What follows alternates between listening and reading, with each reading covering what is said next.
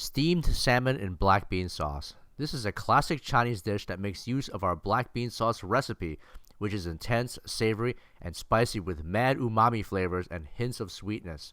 It's very simple to make, and the taste works. Steam the fish for 8 to 10 minutes until cooked through. You can check the fish for doneness by inserting a wood skewer. Touch it on your lip. If it feels room temp, then the fish is done. If it's cold, it needs more time. Move the fish to a serving plate, skin side up, and smudge it with black bean sauce. Leave the fish water behind.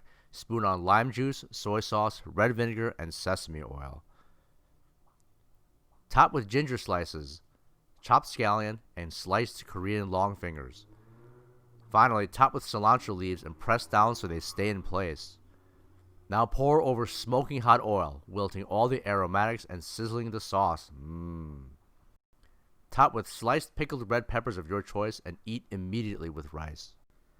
Thanks for watching our video. If you liked it, please subscribe and follow us on Instagram. COVID-19 shut down our restaurant, so now we're food blogging. Stay tuned for more.